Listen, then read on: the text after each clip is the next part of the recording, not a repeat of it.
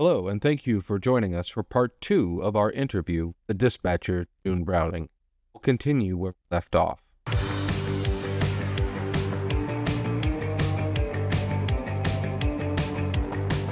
Actually, you said something really important just then. You said the intent and the spirit. And I think that is, in my opinion, I think that's the difference between just knowing a policy for the black and white, the words of it, because they're an experience. Experience, I can read a policy that says you do X, Y, and Z. But 20 plus years of experience, and I know you guys can all agree here, 20 plus years of experience begins to teach me the spirit behind it. What I get what it says, and I'm not saying disregard what it says, but I'm saying experience seasons you to be able to manage the black and white of it. Because, like you said, you were there. You know, y'all had to have a conversation. Y'all had to talk it out, argue it out. There's a room full of people, whether it be in person or I think this 2010, so we probably did, yeah, we didn't have Zoom and Teams and all of that to the degree that we have it. No, But that is what am no, I we were wrong? off site. Okay, correct me. No, Was for that how it was? sure. No, yeah, we were off site. There was two supervisors, a lead, uh, the one of the assistant managers, dispatcher, call taker. We all levels were at this, and we were off site at City Hall, as a matter of fact, for 6 weeks, ironing this out, writing the definition of every single policy, and then coming up with, here's the call taker rules, and why do we need this from the call taker, and then the dispatcher, we've got the two officers that we can assign. Here's what you do when there's one officer. Here's what you do when there's no officers. Here's the verbiage you're going to use. Mhm. And then writing out what 219 or the control center is responsible for, and who's going to make the notification. Everything is Mhm. written. And of course, it's been butchered, from then to now. And Yeah. sometimes the information has been relayed and sometimes not. Yeah. But we even came up with the process on how to put in a request for, policy or call handling or, that kind of thing. Whatever it is. So, Yeah. I mean, it's right. And I want to say me, Mirza, and Mirza, I think are the only ones left from that group that can speak to what we did back then. Yeah. And it is frustrating, and as I'm sure anybody that's listening or will listen, they're all nodding their heads because you policies are laid out, they're talked through, and then they are implemented, and then if you're in a sheriff's office, then you have a change of administration, or the chief retires, and then there's an interim, and then that one, the interim becomes the chief of the chiefs, and now that chief is gone, and now we have all these different changes in the leadership, and situations and times change, and along the way there's a bulletin, there's a memo, and then there's a bulletin to the bulletin, that and then memo to the memo to the memo to the bulletin, and before you know it, we're all going, what are we Oh doing? no, don't forget the directive. Less see, and that's one of the huge challenges to our work in general. Wouldn't you all agree? I mean, it doesn't matter what agency, no matter how many seats your PSAP has, it is a challenge to be able to go back to what you said in the very beginning, is you can defend everything, every decision that you make, but that's a combination of things, right? That's knowing your Right, policies, having a lot of experience, and being able to think critically in the moment. And I think you right. embody that, as a senior dispatcher, even at our agency. And full disclosure, me and June have stood there and given each other side eye before over a policy. So lots of years, lots of mutual respect there. But we have stood there and be like, back and forth with each other over it. So it is a challenge, but I can honestly go on record and say this so the world knows: much respect for your skills, for your what you bring to the table, your work ethic, and your bulletproof way of going about what you do, being able to defend it and then teach it and then defend what you teach. I much respect there. Thank you so much. That really means a lot. I know that sometimes my reputation precedes me. I understand that whoever may not be a big card carrying member of the JB fan club, um, may feel, a certain kind of way about things, but all I want to do is make sure everybody gets home. That's it. At the end of the day. Um, and I do that with the policy and the help from my, surrounding sectors, from my officers, from my chain. I'm, Commander Courtney is my commander in Henry now. And my lieutenant is Jane Pacifico. I don't know if you know who that is, but I remember when she was a rookie in the academy. Wow. And so, it means a lot to me to be able to say that my reputation precedes me, good, bad, or indifferent. But people do know me, and people do um, reach out, and it means something. Agree. I agree. So, I guess now that you're, I don't want to say coming to the end of your career, but now that you've had such a lengthy career, where do you kind of see the future of dispatching going, maybe in the next, the next generation, the next 10, 15 years or so? Like where do you think it's going to end up? Are we going to even need dispatchers, or will we all be replaced by AI? Like, how do you kind of see that trending based on your history? We will never be able to be replaced by a computer because it is not a computer that is on the street dealing with the public. But I think that we can absolutely use AI in training to create those stressful scenarios in training so that when it comes up, and unfortunately it will come up, the dispatcher is more prepared, whether it's a dispatcher or call taker, but they're better prepared and it's not so much deer in the headlight. I have seen somebody, I can't remember if it was an article that I read about uh, dispatch simulation where, AI does, kind of play a part. And it's not, how we do things at the Buck right now. That's your trainer. They're going to give you the license plate as many times as you need it, so that you can run it and log it and, do all those things. But I can see AI making a difference in the training that they get in classroom before they get to me.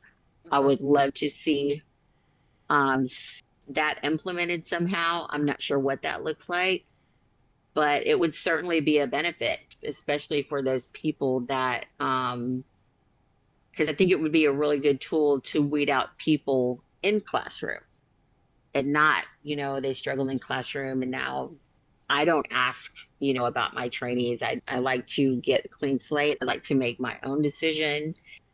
If somebody does say something to me, before I get a trainee, I listen, I put it in my back pocket. If it matters to me during training, cool. If it doesn't, cool.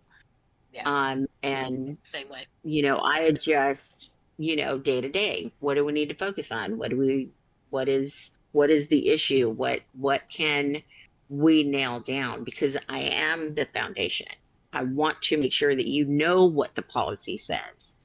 So when you get to the next, trainer that might not be as proficient or professional, that may say, oh no, we don't need to do that.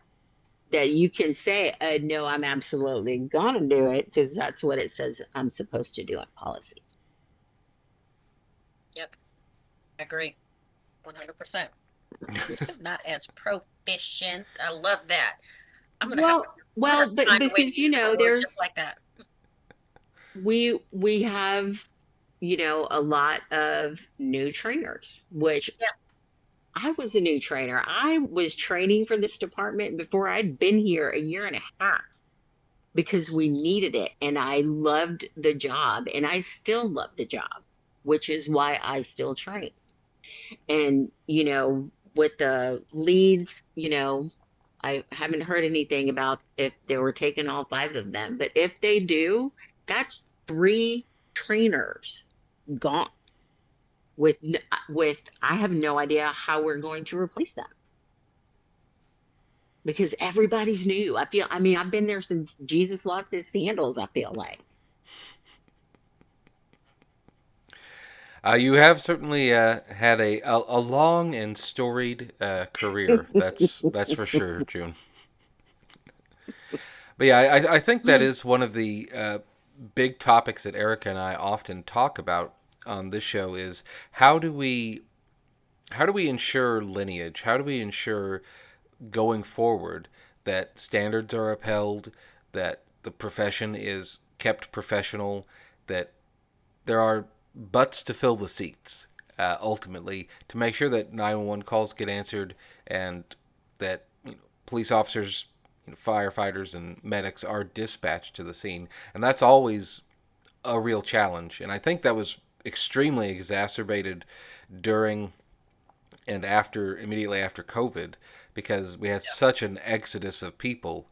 And then it took a long time to start replenishing numbers, and many agencies still are kind of where our agency was in 2023, 2024, which is not a great place. So how do struggling.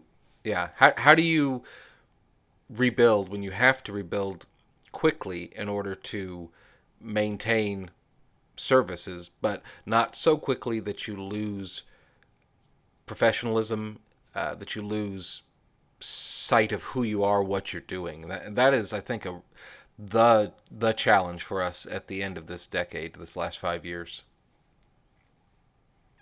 I mean, I think that it has been a little bit of a struggle. Don't get me wrong, that double time was nice, but certainly you have to be really, really careful because you can burn out very easily. And I think it's very important that as leads, as management, as assistant managers, you set a bar and you don't move that bar to accommodate someone that's struggling. You help the person that's struggling to raise them up. But I think that's, kind of where there's a little bit of a struggle because, oh, here's an accommodation for you over here, and here's an accommodation for you over there. And I understand that up to a point, but then you leave the accommodation in place, and we don't have accountability or people taking responsibility, for failure at all kinds of levels. But certainly for me, there was buy-in for me when I was asked to be a trainer, and the buy-in was the the I guess the faith that was put in me that I could, and that's, it makes a difference. We're like, oh, we need trainers. Do you want to do it? Oh, we need trainers. Do you want to do it? And I feel like it lacks, not, not sincerity, but I'm not sure what the right word is, but it's like, well, they're asking everybody. They're not asking just me. Yes. Well, and as much as I hate to say it, I think the word is exclusivity to a degree. I Okay. believe full I believe wholeheartedly that CTO should be taken from the cream that rises to the top. They should be the elite Absolutely. among us. And I don't mean elite in a prideful way, but I mean the best that we have to offer to this new person. That's the way it should be. Is that always the way it is? Of course not, because we have those that have the skill set to do the work and do it well, unwilling to show the new Right. that are coming in. So management often is faced with a conundrum, and I've seen this as I went around, training and doing online classes.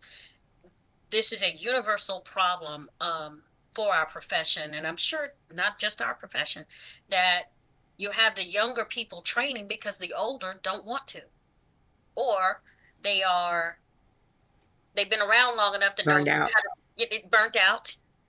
Yeah, they want to, or there's Mhm. all kinds of reasons, but the one that is that comes up more often than not is, I don't want to. I love my job. I love what I do. These are my officers, and I don't want some rookie getting in the way. Blah blah blah blah blah blah blah blah blah.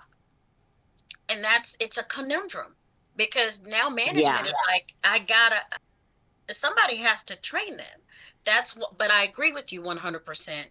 It should be a it should be that CTO is something to aspire to, not to do because you were asked, and there might be something in it for you beyond passing on knowledge and bringing up the next generation. It should be that. And how we get back, I don't know how we get back to that. I just don't know, because people have to want to do it. It's triple duty. Yeah, the Yeah. hardest job I ever had was training at dispatch. Like training somebody at dispatch, that wears you out quick. It's the work already is, and can be very um heavy, Hmm. depending on the kind of day you had. I had a week the other week that was really heavy for me. And I cannot remember honestly the last time I was just like, I gotta get out of here. I can't do another sexual sex crime service call. I can't do it. And that week I want to say I had probably eight. And that was really high for me. But just yeah, just from outcries to, family, and just it was a heavy week. Just And need to so when over you've it. got that yeah, plus a trainee, plus maybe a slow radio, plus, your officers, got an attitude, or he's not feeling well, or, all of these, things kind of come into play. And for me, you just got to figure out how to balance, those things. But I think it's a really good picture for trainees to see that, yeah, it's can be glamorous, of course. I could be like, hey, I saved the day, but there's going to be days where it's just like, dude, get me out of here because I can't, and that fake it till you make it. I still do that. Hmm. So I did kind of want to ask, in terms of your career as a dispatcher, you mentioned that a few weeks ago was really tough for you because you had a lot of sex crimes calls. Do you find that those calls, like, do they stick with you, or is it because we often have the expression "water off a duck's back" here, of just like bad things, really bad things are going to happen all day. That's your job. You got to let it roll off your back and not let it dig into you. Um, do you find that it's that you do that, or you try to do that? And if so, has that gotten easier or harder to do over the years? That's good. Yeah, I have been fortunate enough where obviously I have gotten emotional at work, about certain things. The other week, it was kind of close to home calls, familiar calls, Mm-hmm. um, which made it a little bit harder. And so, I took that following weekend and I put it down because I didn't want to carry it. And Yeah. that's it. It's just a choice. Because I was gonna ask for someone who can't, because one of the challenges for us as a profession is self-care, coping, managing our emotions, and managing the vicarious trauma that we experience. How do you if you're comfortable sharing or something that you are comfortable sharing, if you had a tip, what does it look like to put it down? What does that mean? Well, for me, that weekend was my grandkids.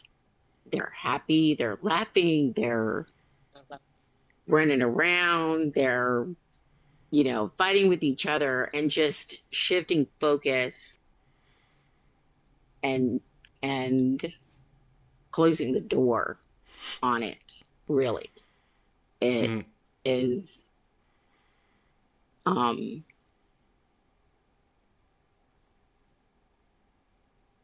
it was easy for me because of that, because I had another reason. Nice.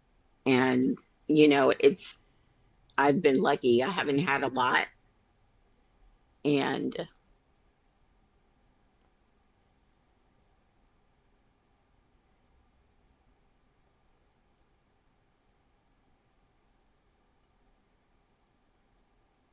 they make it easy. Fully understandable. Yes, I know for myself, like when I have like calls that are like, and it's very specific calls that I know that I've got to keep my guard up for, like calls with like children or old people. I know that those very much affect me. So when I see those kind of things, I've got to really keep my guard up. I often find that, and Erica, I don't know if I've ever asked you this, but do you ever talk about, when I say talk about work, I mean talk about the actual calls, but I never really talk about the calls during my like downtime. Like I might talk about some of the events that happened at work, like oh we're having a big uh, a special event going on this weekend, or oh our staffing was low, but I almost never talk about like a specific call that bothers me. I do. I Okay. do. But I'm fortunate my husband is that guy. Mm-hmm. Now, I have certain family members that like my mom, mm-mm. I don't talk to her about it. I learned early in my career she can handle the funny. Yeah. And if there is a sad one, um, I can give her the very tippity tip of that iceberg. I can't give her too much. But if it is something that really sticks with me, I can talk to my husband about it. Um, he's good, but then I also have good friends who don't work here that I can say, you know what, this call happened. Obviously, no specifics and no addresses, no names, but I can something that's going to end up on the news anyway. They can just Google it and they'll find it. But I offload that, but I also do it in a way I get like June suggested. You put it down. I say it so I can get it off my plate, because if I don't get it off my plate, I'm gonna sit there and obsess over it, or it's just gonna bug me until I talk it out with someone. Mm-hmm. I'm fortunate in that regard. I have a few people that I can turn to for that. Yeah. Yeah, I mean, the kids are super helpful. They're, Susanna's kids. My daughter, she's got a 4-year old. She's going to be 5, and then she has a brother who is 3, and they're both very loving, and they're always really happy, and they're always running around, and they want to jump on my bed. And brother's always asking me for candy because he knows I've got some somewhere. And sisters over there, and Nona, can I sit in your lap and let's play outside, or let's ride the bike, or the it makes it easier to put it down, Yeah. so that I'm not carrying it, so that I can hold them and not onto that. Yep. Well said. Yeah. And I mean, like it. I think also gives a nice uh, coda to the start of your story, where you're like, I was a single mom in 2003. I was sleeping on the couch. I was having to work, and Hmm. now, you've got time to, play with your grandkids. Because you did do a very good job raising your daughter. I believe she's a very lovely person. I've had the pleasure of knowing her. She's great. So you did a bang up job with that. Um, and it's really nice, I think, to have that type of perspective on life. That you made all these sacrifices at the beginning when you were like, I want to take the dispatch job because that pays more money, and I got to pay the bills right now, and Yep. you Right. know found your calling in that, and then all of the years of hard work and sacrifice, kind of you get to see the fruits of that labor. So that's I think that's a really kind of sweet story, actually. I love that. Yeah, I do say that this is not a job to me. This is not a career. I was led here and it is a calling. And I credit that for why I'm good at it because I am good at it. Yeah. Yeah. We're fortunate. I feel the same. I tell people all the time, I may do something related to this when I can't, for whatever reason, do this anymore. But this is, for a layperson, I call it a career. But in our circles, I can say this is absolutely what I believe I was meant to do.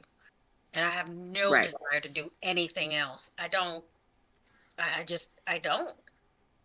If I left this comm center tomorrow, it would be to go do something related to it. I don't know, work for one of the vendors or something. I don't know that I would, I feel like I would have like withdrawals or something if I didn't have a connection to this profession, to this industry. I just can't see myself doing anything else completely and utterly Yeah, committed. I agree with that. People tease me about retiring all the time. I know I've hit 22 years. So you could retire if you want to. Yeah, I could, but I don't want to. Do I'm what? good right now. That's the part that I was And wondering. Do what? I mean, there's some volunteer stuff that I wouldn't do that I'm sorry that I actually do that I love doing and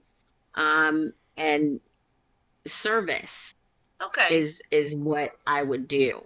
And I don't know where I got it but in the back of my mind all the time I tell myself mine is but to serve. And whether that's as a dispatcher, whether that, as a volunteer for, some of the different places that I volunteered to help out, to do, whatever, that is my function is to serve. And, at this point, it's right now, that's dispatching. I'm serving the public. I'm serving my officers. I'm serving, you know, um, just a different calling than some people have, I think. Mm. Well said. And so I guess my last question for you would be, since both, actually for both of you guys, since you have a nice long perspective on this, there have been a lot of pushes over the last 2 decades to make the emergency telecommunicator from a secretary to a first responder role. And there's, I think, been a lot of successes in terms of increased pay, mental health awareness, those kind of things.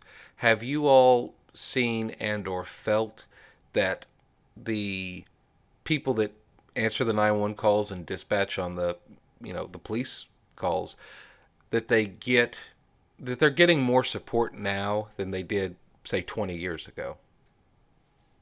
I'll let June go first. Yeah, I think there actually, has been a really good forward, positive change as far as support. I know that if I need to take a break, I can get that without, kind of without question. I certainly have seen some dispatchers struggle, and I've encouraged them, to seek help. And if I know they're not going to seek help, I'm going to put a bug in somebody's ear to, I need you to reach out because they're not going to do it and they need it. And it's not, we cannot not help them because some people carry things well and some people really really struggle, and it could just depend on the day of the week. But I've certainly seen some positive changes. We've had the mental health training that we did a couple years ago.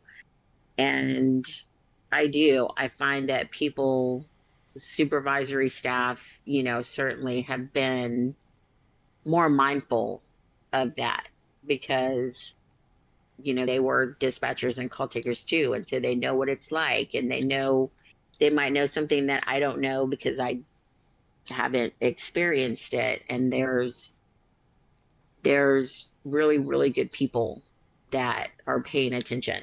And I think that has changed over the years. Yeah. And I would say, I would echo all of that, and getting the designation for our state for sure, as actual first responders makes a lot of difference in the way that we see ourselves as a profession in this state. And I would imagine any other state that has that designation. I think it's still a crying, horrible, pitiful shame that it is not nationwide. I don't care what size the PSAP is. They should be considered first responders. But I would also say the public at large, and as much as I think that they are seeing us in a bigger, better light. Most of them don't know what the first responder designation is or isn't for us. They don't have the first notion that we're considered clerical in some places still. Crying shame that it is. So maybe, I don't know what that's thanks to. I don't know if that's thanks to the various 911 franchises that have gotten us out in front, no matter how Hollywood-esque and unrealistic they can be. I think, my guilty pleasure. I watch just so I can go, I have so many questions right now. Or it's like, we do not have that kind of capability, ma'am. What are you doing? That, I feel inadequate sometimes when I watch those shows. I'm like, man, that Maddie, she's the bee's knees, because I can't do that. I feel so inadequate. But I think shows like that, and just the way that the general public views first responders in, air quotes, now has certainly changed, and I think for the better. Because before, no one thought to tell anyone else that we were actually first responders. It took a former 911 operator to go to, whether was it the Senate or Congress or wherever she ended up, as an elected official, to go, oh, hey, by the way, here's something you didn't know. That was kind of cool. Very much It's so. definitely nice. It's definitely nice. I was at the Rodeo Austin volunteer meeting for this new season that we're about to have, and they asked, military and first responders to stand up, and I did. And I did it without hesitation, because that's exactly what I am. And I looked around, and there was not a whole lot of us. There aren't. Military or first responder, volunteers or whatever out there. There was a couple. And I know that some people, I heard, behind me somewhere, I was like, oh, wonder what she does. Yeah, well, because a lot of people cool. still don't know. Yeah. They don't know. It's gotten much, much better. It certainly was not this way in 2000 or 2003. Right. It wasn't. Well, that has been our conversation with June Browning, who has been a dispatcher for 22 years, going on 23, and sounds like she'll continue going for many, many more years strong. June, thank you so much for joining us. Truly. Thank you so much for having me. Yeah, this has been great. It was wonderful. I was looking forward. I knew June was going to give us a good one. I knew it. And we hope that you all felt that this was a good one to listen to as well. We appreciate y'all listening and supporting us. And if you have any stories you'd like to share, you can always leave a comment down below or send us an email at lifeline911podcast@gmail.com. From all of us at Lifeline 911, I'm Gary. I'm Erica. And we will see you next week. Thank you for watching. If you have any questions about today's topic or topics you'd like to cover in the future, please reach out to us at lifeline911podcast@gmail.com. This has been a production of Lifeline 911, copyright 2026. Until next time, this is Lifeline 911 signing off.